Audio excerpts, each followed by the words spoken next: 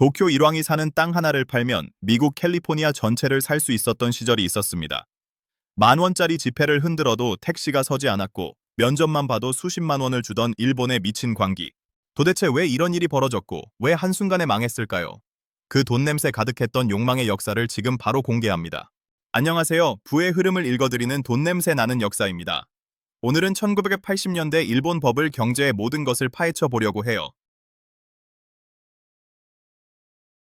이 영상 하나면 거품의 탄생부터 처참한 몰락까지 완벽하게 이해하시게 될 거예요. 반드시 알아야 할 투자 인사이트부터 당시의 생생한 기록까지 아주 깊고 자세하게 담았으니 끝까지 집중해주세요. 모든 비극의 시작은 역설적이게도 너무나 평화로운 이름의 합의에서 시작됐어요. 바로 뉴욕 플라자 호텔에서 열린 플라자 합의였죠. 당시 미국은 심각한 무역 적재에 시달리고 있었거든요. 특히 일본산 자동차와 가전제품이 미국 시장을 완전히 장악하면서 미국 기업들이 다 죽어가고 있었단 말이에요. 참다 못한 미국이 일본과 독일 같은 주요국 재무장관들을 불러 모았어요. 그리고는 사실상 협박에 가까운 요구를 하죠. 너희 나라 화폐 가치를 억지로라도 올려라. 즉 엔화 가치를 높여서 미국 물건은 싸게 팔고 일본 물건은 비싸게 만들라는 거였어요. 이게 경제학적으로는 엔고 현상이라고 부르는 건데 사실 일본 수출 기업들 입장에서는 청천벽력 같은 소리였거든요. 1달러에 240엔 하던 환율이 순식간에 120엔까지 반토막이 났으니 일본 물건 가격이 미국에서 하룻밤 사이에 2배로 뛴 거나 다름없었죠. 당연히 일본 정부는 패닉에 빠졌어요. 수출이 망하면 나라가 망한다고 생각했으니까요. 그래서 여기서 아주 치명적인 실수를 저지르고 맙니다. 수출 기업들이 어려워지니까 내수 경기라도 살려야겠다 싶어서 은행 금리를 미친 듯이 낮춰버린 거예요. 시중에 돈을 무지막지하게 풀기 시작한 거죠. 여러분 이자가 거의 없으니 마음껏 돈을 빌려서 투자하세요라고 국가가 등 떠민 셈이에요. 그런데 여러분 이렇게 풀린 돈이 과연 어디로 갔을까요? 공장을 짓고 기술을 개발하는 데 쓰였을까요?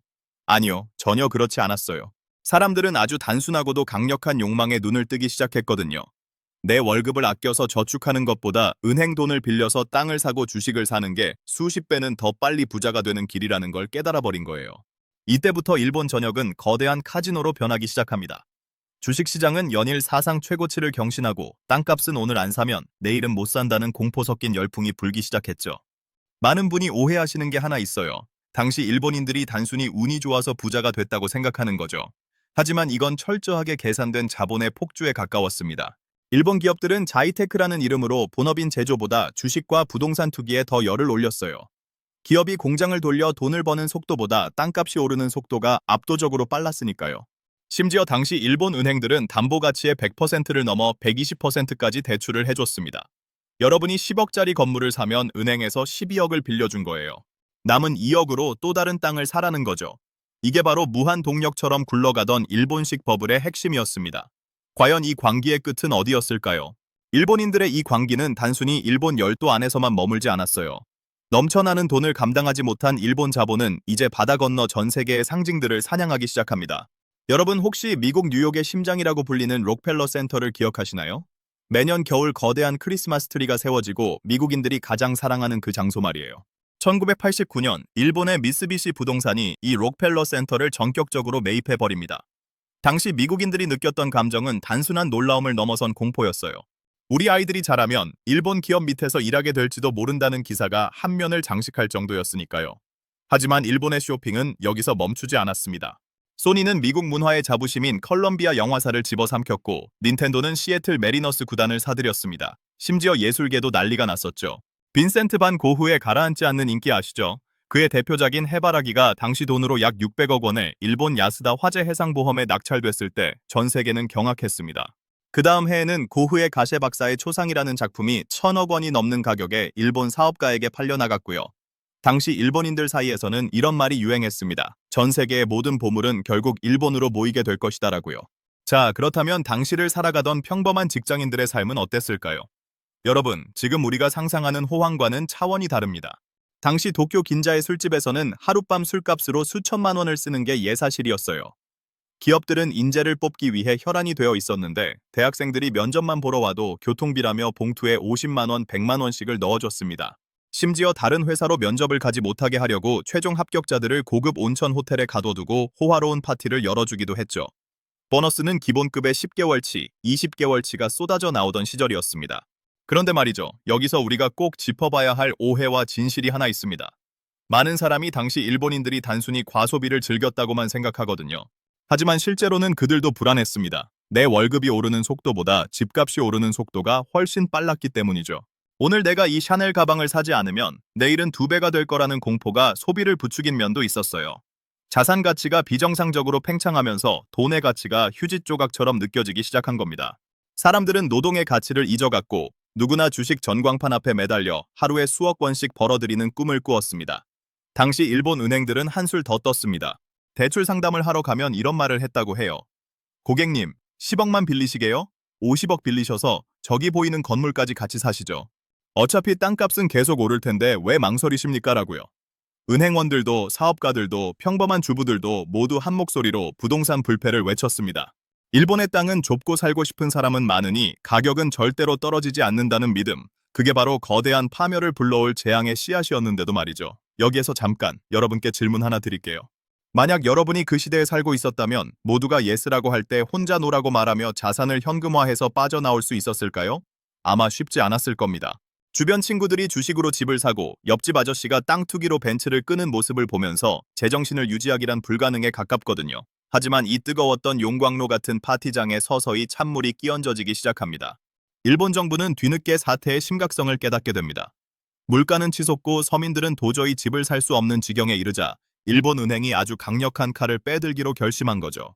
그리고 그 칼날은 일본 경제의 심장을 아주 정확하게 관통하게 됩니다.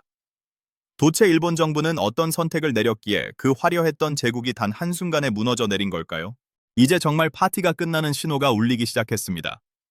여러분, 모든 버블은 가장 화려하게 타오를 때 예고 없이 꺼진다는 걸 역사학자들은 입을 모아 말하곤 하죠.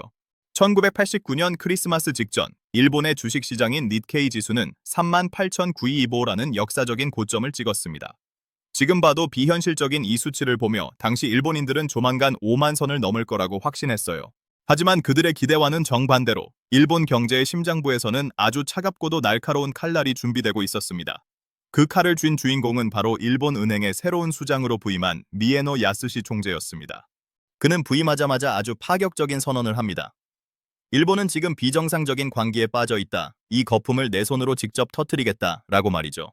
그는 서민들이 평생 일해도 집 한 칸 살 수 없는 사회는 건강하지 않다고 믿었습니다. 그래서 선택한 방법이 무엇이었을까요? 바로 금리를 미친 듯이 올리는 것이었습니다. 당시 일본의 기준금리는 연 2.5% 수준이었는데요. 미에노 총재는 이걸 단 1년 만에 6%까지 끌어올려버립니다. 여러분, 지금 금리가 1, 2%만 올라도 대출 이자 때문에 휘청거리시죠? 그런데 당시 일본은 그 2배가 넘는 속도로 금리를 올린 거예요. 여기에 결정타가 하나 더 있었습니다. 바로 부동산 대출 총량 규제라는 이름의 사형 선고였죠. 은행들에게 이제부터 부동산 투자를 위한 대출은 한 푼도 내주지 마라 라고 국가가 직접 명령을 내린 겁니다. 자, 이때부터 도미노가 무너지기 시작합니다. 대출 길이 막히고 이자가 치솟으니 어떻게 됐을까요? 가장 먼저 주식시장이 비명을 질렀습니다. 니케이 지수는 불과 몇 달 만에 반토막이 났고 그 다음은 부동산이었습니다. 어제까지 100억 하던 건물이 오늘 50억에 내놔도 팔리지 않는 기현상이 벌어진 거죠.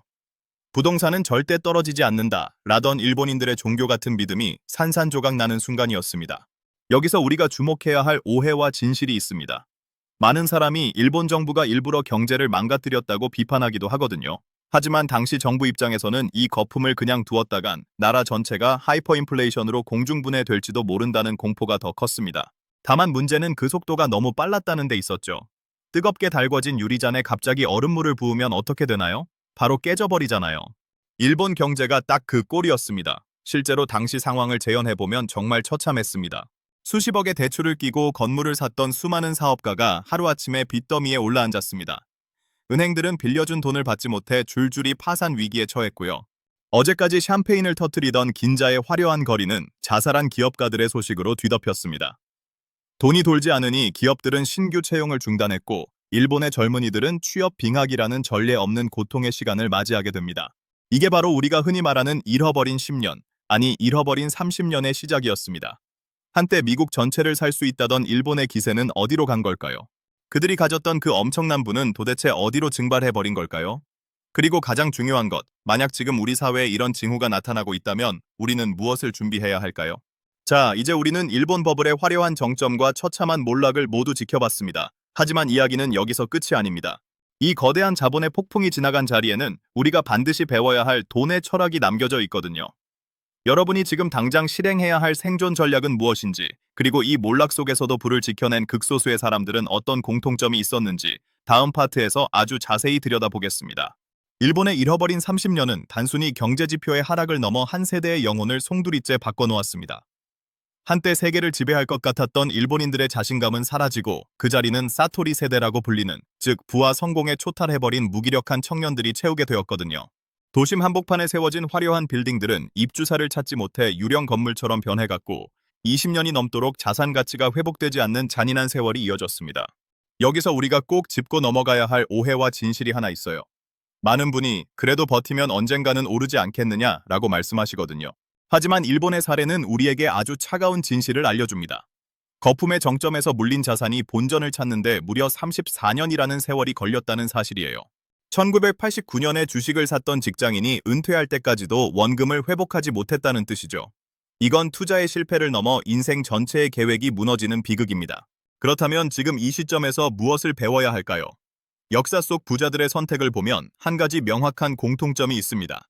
그들은 모두가 광기에 취해 이번에는 다르다 라고 외칠 때 오히려 자신의 그릇을 점검하고 냉정하게 숫자를 들여다봤다는 거예요. 여러분을 위한 실전 가이드를 세 가지로 정리해 드릴게요. 첫째, 금리의 흐름을 국가의 경고 등으로 인식하세요. 일본의 몰락은 정부의 금리 인상이라는 예고된 신호에서 시작되었습니다. 둘째, 부동산 불패 신화라는 종교에서 벗어나야 합니다. 자산은 영원히 오를 수 없으며 시장은 언제나 생각보다 훨씬 잔인하게 보복한다는 걸 잊지 마세요. 셋째, 현금 흐름의 소중함을 다시 깨달아야 합니다. 자산 가치가 폭락하는 시기에 살아남은 사람들은 결국 당장 쓸 수 있는 현금을 쥐고 있던 사람들이 있거든요. 자, 오늘 우리는 일본 버블 경제라는 거대한 역사의 파도를 함께 살펴봤습니다. 도쿄 땅값으로 미국을 사려 했던 그 오만한 욕망이 어떻게 한 국가를 30년 동안 잠들게 했는지 말이죠. 부의 가치는 이토록 허망하게 증발할 수 있지만 그 시대를 관통하며 살아남은 지혜는 여전히 우리에게 유효합니다. 오늘 영상이 여러분의 자산을 지키고 부의 그릇을 키우는데 조금이라도 도움이 되셨나요? 도움이 되셨다면 구독과 좋아요 부탁드리고요. 여러분이 생각하는 지금 우리 시대의 거품은 무엇인지 댓글로 자유롭게 남겨주세요. 일본의 거대한 자본이 무너질 때 반대로 200년 넘게 흔들리지 않고 부를 지켜온 전설적인 가문이 있습니다. 인류 역사상 가장 부유했던 남자 존 D 록펠러는 과연 어떤 비밀을 가지고 있었을까요? 다음 영상에서는 록펠러가 자신의 자녀들에게만 몰래 전수했던 억만장자 가문의 돈의 3원칙을 아주 깊이 있게 파헤쳐 보겠습니다. 록펠러의 편지 속에 숨겨진 부의 설계도를 기대해 주세요. 오늘도 돈 냄새 나는 역사와 함께 해주셔서 감사합니다.